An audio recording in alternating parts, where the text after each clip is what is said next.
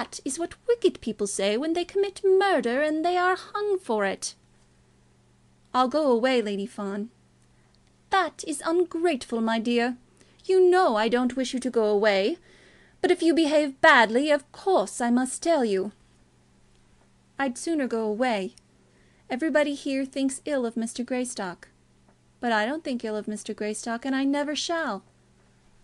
Why did Lord Fawn say such very hard things about him?"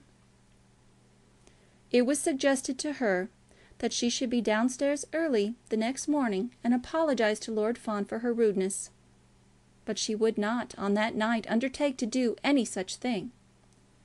Let Lady Fawn say what she might, Lucy thought that the injury had been done to her, and not to his lordship.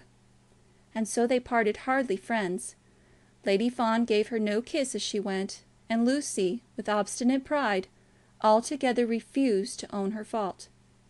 She would only say that she had better go, and when Lady Fawn over and over again pointed out to her that the last thing that such a one as Lord Fawn could bear was to be accused of an untruth, she would continue to say that in that case he should be careful to say nothing that was untrue.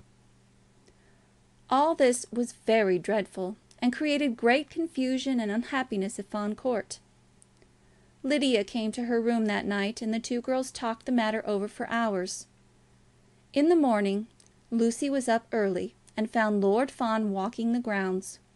She had been told that he would probably be found walking the grounds if she were willing to tender to him any apology.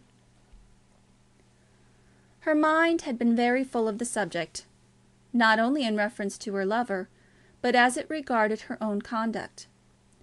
One of the elder Fawn girls had assured her that under no circumstances could a lady be justified in telling a gentleman that he had spoken an untruth, and she was not quite sure but that the law so laid down was right.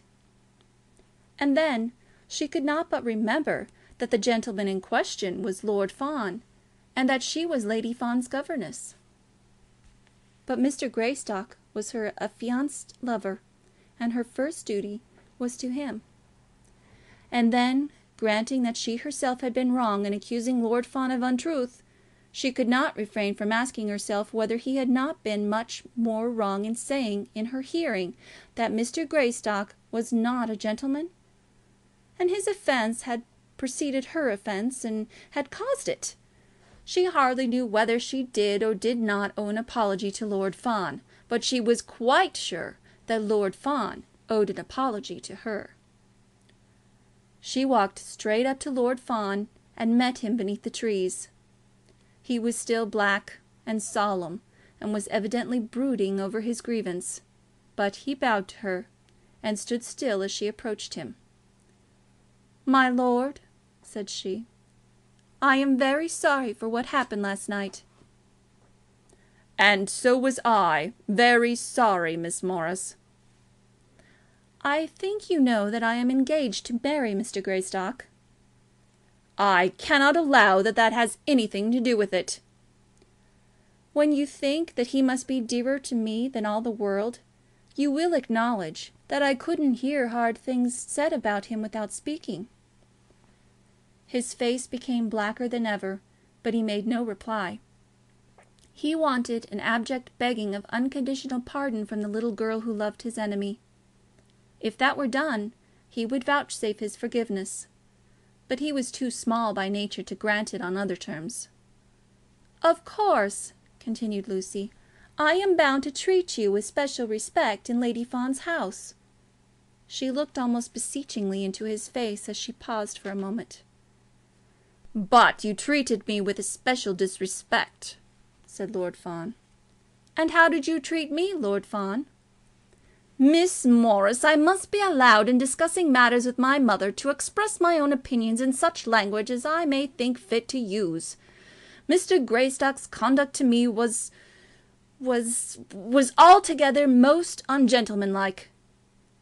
"Mr. Greystock is a gentleman." "His conduct was most offensive and most ungentlemanlike. Mr. Greystock disgraced himself." "It isn't true," said Lucy.